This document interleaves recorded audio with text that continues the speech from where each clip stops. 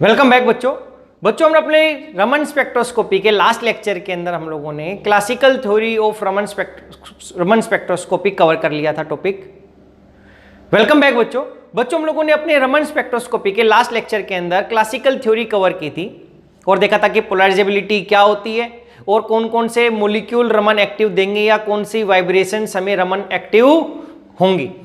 उसके बाद अब हमारे पास आता है quantum theory of Raman spectroscopy. तो लेट्स स्टार्ट आवर लेक्चर। तो देखो हम बोलते हैं quantum theory of Raman spectroscopy. देखो क्या बोला कि जब हमारे पास हमारी रेडिएशंस आई थी मॉलिक्यूल के साथ तो थ्री कंडीशंस हो सकती थी। When light falls on a molecule, या क्या हो गया स्कैटर होगा, then there are three possibilities, then there are three possibilities।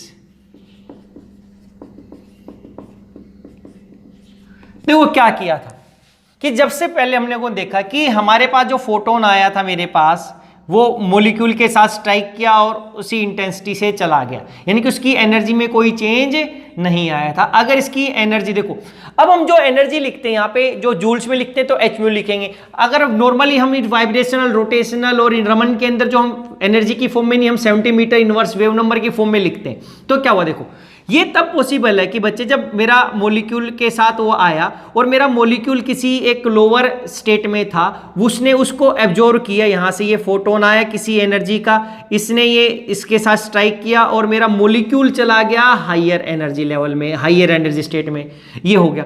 और जब ये वापस से हायर से नीचे वापस आया तो उसने सेम एनर्जी की रेडिएशंस को क्या कर दिया, एमिट कर दिया। देखो अब क्या हुआ, अगर मैंने इसको लिखा E और इसको लिखा E डैश, तो यहां पर E is equals to E dash, या इसको लिखा H म्यू, तो ये H म्यू ही एनर्जी आ गई।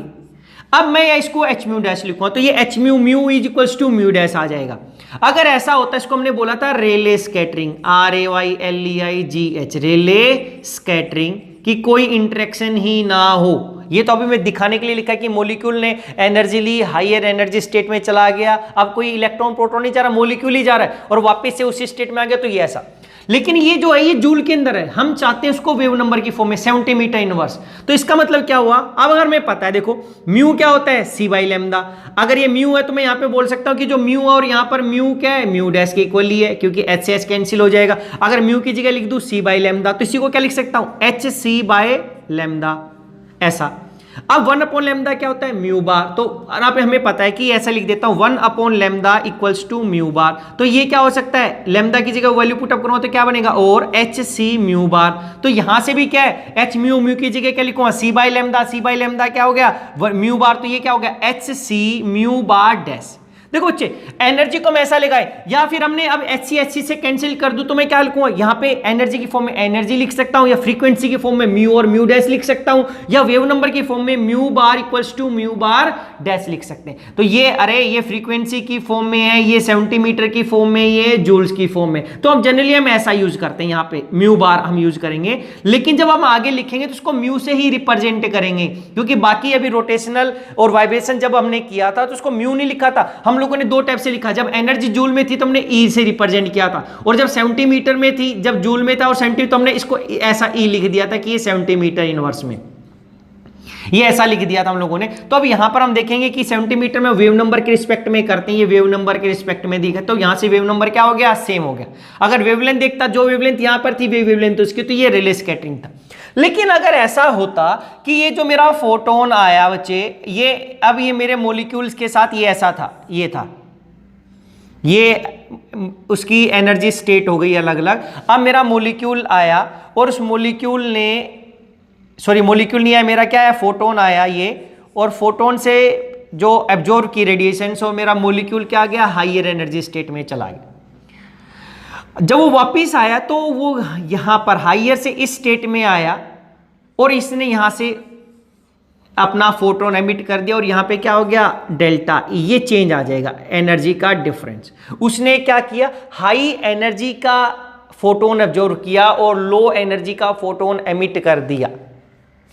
तो अगर ऐसा हो गया कि वो ग्राउंड स्टेट से किस में चला गया, हायर में, हायर से वो वापस बिल्कुल ग्राउंड स्टेट में नहीं आया, वो उसकी कोई एक्साइटेड ग्राउंड स्टेट में रहा, ऐसा होने से जो अमिट करेगा रेडिएशंस वो क्या होगी, देखो अगर हमें पता है ये एच म्यू होता, दिस इज एनर्जी ई, और इसकी एनर्जी क्या है ई डैश, तो हमें पता है कि ये जो ई है ये ई डैश में जब डेल्टा ई ऐड करूंगा ये चेंज आ गया हमारे पास, दोनों फोटोन का जो चेंज आया ये है, तो अगर हमें पता है तो यहां पर जो ई डैश है वो क्या है, लेस देन ई हो गया।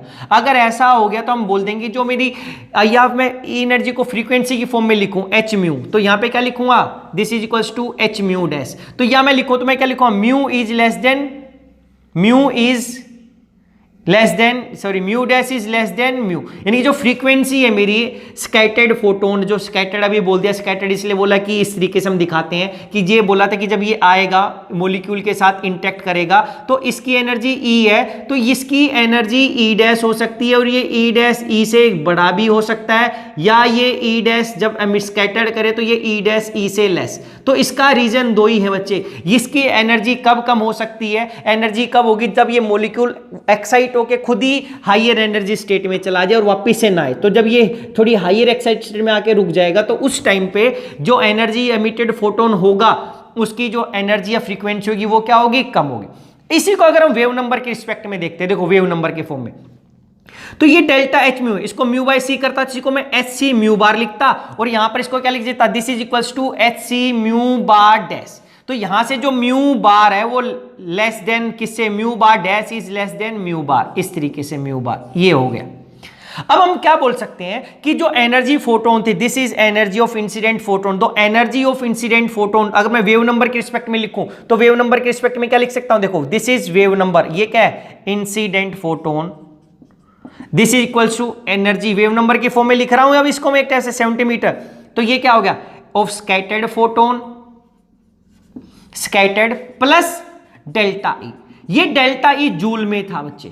इस जूल को अगर हम लोगों ने सेंटीमीटर इनवर्स में करना है तो किससे डिवाइड करते हैं, एच सी से, क्यों करते हैं, क्योंकि देखो देखो ई इक्वल्स टू क्या होता था, एच म्यू, ये क्या था जूल में, अगर इसको मैं एच म्यू, तो इसको मैं म्यू की जगह सी बाई लेमदा लिखो तो ये क्या हो जाएगा, एच सी बाई लेमदा, अगर इसको मैं डिवाइड कर दूं एच सी से तो H C divided by H C into lambda, ये कट गया तो 1/, लेमदा क्या हो गया म्यू बार, और इसकी यूनिट सेंटीमीटर है तो ऊपर जाएगा तो क्या हो जाएगा सेंटीमीटर इनवर्स, तो यही चीज होगी। तो इस जूल में तो ये सेंटीमीटर में म्यू बार था, ये म्यू बार, तो ये जो एनर्जी डिफरेंस है इसको भी हम सेंटीमीटर में रखेंगे, तो सेंटीमीटर में रखेंगे तो क्या करना पड़ेगा, क्योंकि ये सेंटीमीटर में, ये सेंटीमीटर में, तो इसको जूल से सेंटीमीटर में कन्वर्ट करने के लिए इसको क्या करना पड़ेगा, एच सी से डिवाइड, या आप इसको जूल में लिखते H C mu bar dash equals to delta, तो एच सी से डिवाइड करते यही आ जाता। अब ये जूल नहीं हुआ, अब ये किस में हो गया, सेंटीमीटर इनवर्स में। तो ओवरऑल हमें पता चल गया क्या कि ये क्या हो गया, एनर्जी डिफरेंस, तो mu incident is equals to mu scattered plus delta E upon H C. तो अगर मैं इंसिडेंट्स में तो मैं स्कैटर्ड की पूछूं तो हम क्या लिखें, म्यू स्कैटर्ड, कि जो स्कैटर्ड का वेव नंबर, ये हम वेव नंबर की फॉर्म में एनर्जी देख रही है, एनर्जी है इन द फॉर्म ऑफ, ये एनर्जी ही है लेकिन किसकी फॉर्म में देख रहे हैं, किस यूनिट में देख रहे हैं, वेव नंबर, तो ये क्या हो गया mu incident minus delta E upon H C, ये minus delta E upon H C, बच्चे ये एक फॉर्मूला हो जाएगा। अगर ऐसा हो गया तो अब हमें पता चलेगा कि ये जो रेडिएशंस आएंगी इनकी एनर्जी क्या होगी, कम होगी इंसिडेंट से। लेकिन दूसरा ऐसा हो जाता कि मेरा जो मॉलिक्यूल था पहले ही कोई एक्साइटेड स्टेट में प्रेजेंट था, अब ये उसकी जब ये फोटोन आया तो ये यहां से इस पे ऊपर चला गया, ऊपर जाने के बाद ये नीचे ग्राउंड, लोवेस्ट ग्राउंड स्टेट में आ गया, तो यहां से ये फोटोन एमिट करेगा। अगर इसकी एनर्जी ई थी, इसकी एनर्जी ई डैश, तो अब हमें पता है कि ई डैश ज्यादा है किससे, ई से, तो ये कंडीशन चेंज हो जाएगी। अगर ये म्यू था तो ये क्या था, म्यू बार, अगर ये म्यू बार की फॉर्म में, फ्रीक्वेंसी की फॉर्म में देखो तो म्यू डैश, तो ये क्या हो जाएगा, mu dash is greater than mu. अगर वेव नंबर की टर्म में देखते तो mu bar dash is greater than mu bar. तो अब ये क्या हो गया, इंसिडेंट, ये कौन सा हो गया, स्कैटर्ड, तो मैं क्या बोलूंगा, देखो ये जो डिफरेंस आया ये फिर दोबारा से किसका आ गया, डेल्टा ई का। तो इस बार क्या आया था, mu incident, mu bar incident. अगर मैं इसको क्या कर दूं, इसमें प्लस ई डेल्टा करूंगा, जैसे इसमें क्या कहता, इसके अंदर प्लस करने से इसकी इक्वल आया था, इस बार मैं क्या करूंगा, plus delta E by H C, क्योंकि ये सेंटीमीटर इनवर्स में था तो ये सेंटीमीटर इनवर्स में करूंगा, तो this is equals to mu scattered, ये बार लगा देंगे तो देखो इस बार स्कैटर्ड इसमें क्या हो गया, ये एनर्जी इंसिडेंट में से माइनस हुई है, यहां पर स्कैटर्ड में क्या इंसिडेंट के अंदर क्या की है, एनर्जी। ये तब होगा जब molecule already higher excited state में होगा और जब एनर्जी अब्जॉर्ब करके और जाएगा, जब वो वापस आएगा तो लोवेस्ट ग्राउंड स्टेट में आ जाए, तो ऐसा करने से वो ज्यादा एनर्जी की रेडिएशन समिट करेगा, जो हमने यहां पे डिस्कस किया था, ये ई डैश ग्रेटर देन ई हो सकती है। अगर ऐसा हो गया, इन लाइंस को जब अब इसकी वजह से जो लाइंस हमें मिलेगी, जो स्कैटर्ड हुआ है फोटोन, इसकी वजह से जो लाइंस मिलेंगी इनको हम बोल देते हैं एंटी स्टोक्स लाइन। क्या, एंटी स्टोक लाइंस। और अगर उसकी फ्रीक्वेंसी इंसिडेंट से कम है तो उसको बोल देते हैं स्टोक्स लाइन। अगर उनकी फ्रीक्वेंसी सेम है तो उसको बोल देते हैं रेले स्कैटरिंग। तो क्या हुआ, अगर इसको बनाए तो क्या हुआ बच्चे, ये स्टेसम डायग्राम बनाए तो ये क्या है, अगर उसकी फ्रीक्वेंसी सेम है इंसिडेंट तो हम बोल देते हैं रेले, RAYLEIG है, रेले। अब इंसिडेंट जो स्कैटर्ड फोटोन की अगर एनर्जी कम है तो उसको बोलते हैं हम स्टोक्स लाइन, क्योंकि इसकी फ्रीक्वेंसी म्यू ही थी हमारे पास, h म्यू डैश या म्यू बार ही थी यहां पर। अगर इस म्यू बार से कम हो जाए, क्यों, क्योंकि म्यू बार से कमी होगी इंसिडेंट के कितने से, minus delta E upon S C. तो यहां पर हमें जो लाइंस मिलेंगी बच्चे इस तरीके से, इनको हम बोलते हैं Stokes line. Stokes lines are present on the left hand side and having the lower frequency. इनकी जो फ्रीक्वेंसी होगी वो कम होगी म्यू बार से। और एंटी स्टोक्स लाइन होती हैं, वो होती हैं हाई वेव नंबर साइड, ये इसके high wave number side present होंगी। तो ये क्या होंगी, इनको बोलते हैं एंटी स्टोक लाइंस। और ये जो डेल्टा ई है इसको बोल देते हैं रमन शिफ्ट। जो डेल्टा ई था ये क्या था, रमन शिफ्ट। ये क्या था, Raman shift. This is called Raman shift. कि यहां इस रेले से हमारे पास ये क्या, तो यहां पर जो आएगा ऊपर वो डेल्टा ई की वजह से आएगा, यहां पर भी क्या आएगा, डेल्टा ई की वजह से आएगा। एक में इसमें से माइनस हो जाएगी, एक में प्लस आ जाएगी। तो ये डेल्टा ई और ये जो है हम लोगों ने ये क्या लिखा है, रमन शिफ्ट। रमन शिफ्ट कि म्यू स्कैटर्ड क्या हो गया स्टोक्स लाइन का, mu incidents minus Raman shift, ये क्या minus delta E upon H C, और यहां पर क्या हो गया, ये plus mu incident plus delta E upon H Stokes line. और नॉर्मली क्या हो गया, जो स्टोक्स लाइन की इंटेंसिटी होती है वो ज्यादा होती है। इंटेंसिटी ऑफ, अगर हम इंटेंसिटी देखें तो इंटेंसिटी क्या पैटर्न फॉलो करती है, इंटेंसिटी फॉलो पैटर्न करेगी कि सबसे ज्यादा रेले लाइन की स्कैटरिंग, रेले, फिर क्या होती है स्टोक्स लाइन की, और फिर क्या होती है एंटी स्टोक्स की। क्योंकि हमारे इसकी क्या होगी, ये तो मैक्सिमम ऐसा कर सकता है क्या, क्योंकि हमारे मॉलिक्यूल के ज्यादा चांस है प्रेजेंट रहने के लोवेस्ट ग्राउंड स्टेट में, उसके थोड़ी सी फर्स्ट एक्साइट स्टेट में रहने के चांस कम है। तो ये होगी पॉसिबिलिटी 1 in million बोला था रमन स्कैटरिंग के लिए। तो ओवरऑल इसकी वजह से, क्योंकि इसकी जो हम बोलेंगे इंटेंसिटी वो कम होगी यहां पर हमारे पास, उसकी जो प्रोबेबिलिटी है हायर में रहने की वो कम है। तो ये इंटेंसिटी पैटर्न फॉलो होता है इसके दोनों साइड। तो हमें क्या बोलता है, रेले लाइन, रेले जो स्कैटरिंग है, रेले लाइन है, उसके दोनों तरफ हमें क्या मिलती हैं, लाइंस मिलती हैं। एक को हम जो लेफ्ट हैंड साइड मिलती है उसको स्टोक्स लाइन बोलते हैं, राइट हैंड साइड को क्या बोलते हैं, एंटी स्टोक्स लाइन। अब क्या हुआ बच्चे, अगर ये जो डेल्टा ई हमने बोला जो एनर्जी डिफरेंस है, अगर ये कोरोस्पोंड करता है रोटेशनल एनर्जी लेवल्स के, ये डिफरेंस रोटेशनल एनर्जी लेवल के इक्वल है, तो हम उसको स्टडी करते हैं अंदर रोटेशनल रमन स्पेक्ट्रा। अगर ये डेल्टा ई लाई करता है उसके वाइब्रेशनल मॉलिक्यूल के अंदर जो वाइब्रेशनल लेवल है उसकी एनर्जी के कोरोस्पोंड, तो हम इसको स्टडी करते हैं अंडर वाइब्रेशनल रमन स्पेक्ट्रा। तो अब हम इसके लिए पॉइंट लिखते हैं कि डेल्टा ई क्या है, ये एनर्जी डिफरेंस है। फिर हम देखेंगे कि ये रोटेशनल रमन स्पेक्ट्रा क्या होता है या वाइब्रेशनल रमन स्पेक्ट्रा क्या होता है। कुछ हम बोल सकते हैं if the energy difference corresponds to rotational energy level, then it is studied under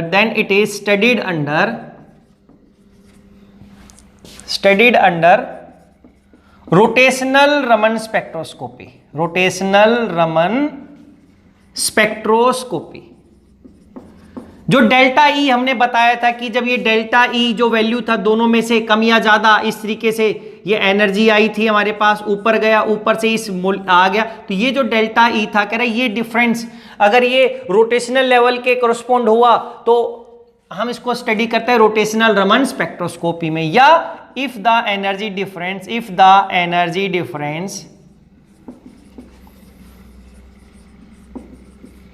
corresponds to vibrational energy level, vibrational energy level, then it is studied under vibrational Raman spectroscopy, vibrational Raman spectroscopy. तो देखो क्या हुआ, ये energy difference था, तो जो ये scattered photon होगा बच्चे, उसकी शिफ्ट के अंदर डिफरेंस आया था। क्या बोला था, देखो अगर ये ऐसा था तो हमने बोला था म्यू स्कैटर्ड, अब ये म्यू स्कैटर्ड लिख रहा हूं जैसे म्यू बार, क्या था म्यू बार इंसिडेंट, इंसिडेंट के अंदर से हम लोगों ने क्या किया था minus delta E upon H C, इसको हमने बोल दिया था रमन शिफ्ट, क्योंकि एनर्जी को हमने सेंटीमीटर में लिखा तो इसलिए एच सी से डिवाइड किया था, तो रमन शिफ्ट, यानी कि ये फ्रीक्वेंसी शिफ्ट हो गया, यानी कि इस इंसिडेंट की जो इसकी एनर्जी होनी थी उसके अंदर से ये कम कर दिया, यानी कि ये क्या हो गया एक्चुअली रमन शिफ्ट का क्या मतलब, इसकी फ्रीक्वेंसी शिफ्ट, क्योंकि अभी हम फ्रीक्वेंसी या हम बोल सकते हैं वेव नंबर के अंदर हम बात करें तो अगर फ्रीक्वेंसी में भी देखता तो म्यू म्यू लिखता और यहां से ऐसे डिवाइड करता मेरे पास, तो कह रहा है कि frequency shift actually Raman shift है। तो कह रहा है कि जो शिफ्ट आएगा किसके अंदर, जो स्कैटर्ड फोटोन की वेव नंबर के अंदर आएगा वो एनर्जी डिफरेंस आइदर रोटेशनल या रमन एनर्जी लेवल्स के करस्पॉन्ड ही होगा। देखो इतना कम हो गया, और ये एनर्जी लेवल रोटेशनल के रिस्पेक्ट में अगर रोटेशनल लेवल के इक्वल है तो इसके अंदर से जो एनर्जी डिफरेंस आएगा इस इंसिडेंट के मुकाबले कंपेयर करेंगे तो रोटेशनल के रिस्पेक्ट में ही तो कम हुआ है ना। अगर ये वाइब्रेशनल के रिस्पेक्ट में है तो उसके अंदर जो शिफ्ट आएगी वो वाइब्रेशनल के अकॉर्डिंग आएगी। तो हम क्या लिख सकते हैं, scattered photon, scattered photon, scattered photon may have frequency shift of, frequency shift of, अब हम चाहिए वेव नंबर की फॉर्म में लिख के चाहिए फ्रीक्वेंसी, अगर इसकी फ्रीक्वेंसी आ रही थी इसकी फ्रीक्वेंसी कम होगी तो वो फ्रीक्वेंसी किसके रिस्पेक्ट होगी, रोटेशनल या वाइब्रेशनल के लेवल में। फ्रीक्वेंसी शिफ्ट ऑफ 10 to हम क्या बोल सकते हैं 3000 centimetre inverse. The scattered photon may have frequency shift of 10 to 3000, that is characteristic of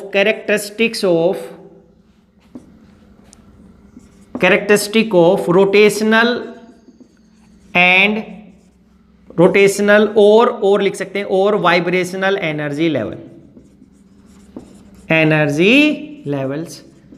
तो ये 4000 तक चला जाता है नियरली। तो ये बोला कि जो स्कैटर्ड फोटोन होगा उसकी फ्रीक्वेंसी के अंदर शिफ्ट कितना आ सकता है 10 से 4000 सेंटीमीटर इनवर्स। अब फ्रीक्वेंसी लिख रही है, एनर्जी लिख रहे हैं, लेकिन हम वेव नंबर की ही बात कर रहे हैं बच्चे यहाँ पर। जब सेंटीमीटर इनवर्स कर दिया तो इस तरीके से, तो ये कह रहा है इतना डिफरेंस है। अब हम लिख सकते हैं क्या, इसके बाद हमारे पास आता, अगर ऐसा हो गया तो हमारे पास आता है रोटेशनल रमन स्पेक्ट्रा। अब क्या देखेंगे, रोटेशनल। अब देखो हम बोलते हैं अगर एनर्जी डिफरेंस उसके रोटेशनल एनर्जी के करस्पॉन्ड था तो अब लिख सकते हैं if energy difference, if delta E energy difference corresponds to, energy difference corresponds to rotational energy levels। अगर ऐसा होगा, अगर ऐसा हो गया तो हमें क्या देखने को मिलेगा, हमें मिलेगा रोटेशनल रमन स्पेक्ट्रा। अब हम रोटेशनल रमन स्पेक्ट्रा को कवर करेंगे बच्चे। What is rotational Raman spectra? देखो रोटेशनल रमन स्पेक्ट्रा के लिए कंडीशन थी, अगर हमारे पास होमोन्यूक्लियर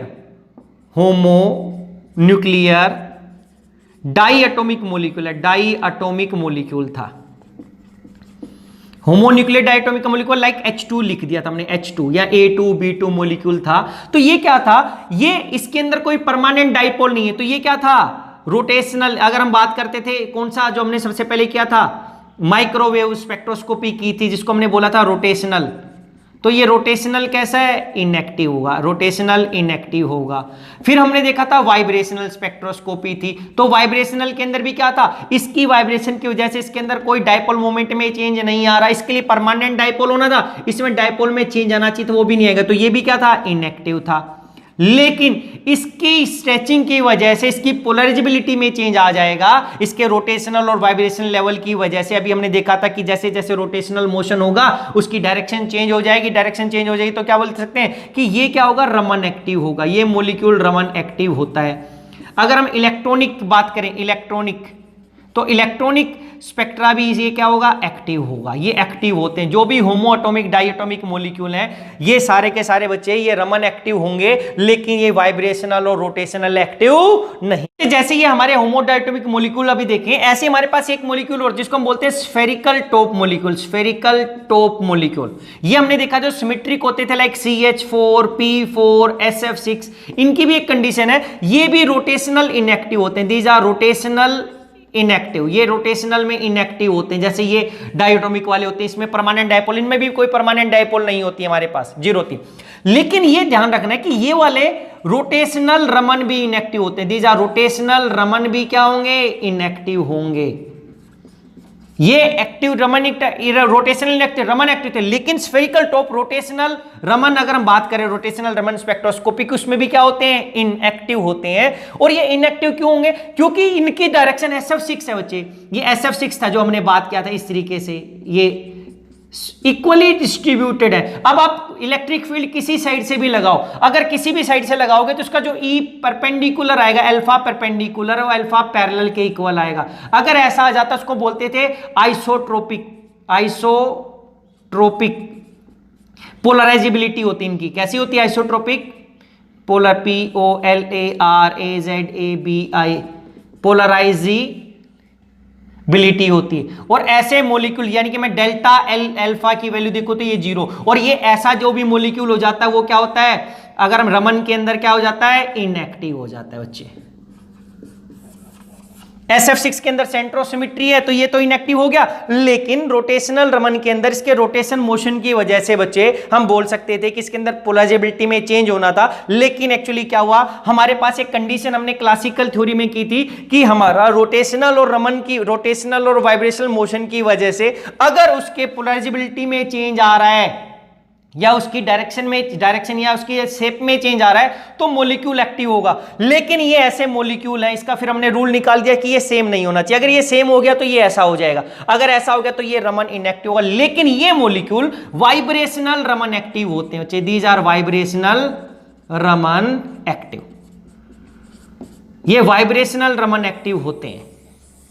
अगर इसका वाइब्रेशनल मोशन करूं तो उसके अंदर जो पोलराइजेबिलिटी जनरेट हो जाती है और वो सेम नहीं होती है हमारे पास इसकी स्ट्रेचिंग सभी वाइब्रेशंस के अंदर। इसलिए ये मॉलिक्यूल क्या होते हैं, वाइब्रेशनल रमन एक्टिव होते हैं। लेकिन इसके अंदर हमें परमानेंट डाइपोल चाहिए था, इसमें वाइब्रेशनल स्पेक्ट्रोस्कोपी में उसकी वाइब्रेशन की वजह से डाइपोल में चेंज आना चाहिए था, रमन में पोलराइजेबिलिटी में चेंज आना चाहिए। तो ये था। तो अब हमने देखा कि हमारे पास रमन स्पेक्ट्रोस्कोपी की कंडीशन हो गई, पहली कंडीशन हो गई थी कि उसके अंदर वो क्या चाहिए, वो आइसोट्रोपिक पोलराइजेबिलिटी नहीं होनी चाहिए, उसमें कैसी होनी चाहिए थी, एन आइसोट्रोपिक पोलराइजेबिलिटी होनी चाहिए बच्चे।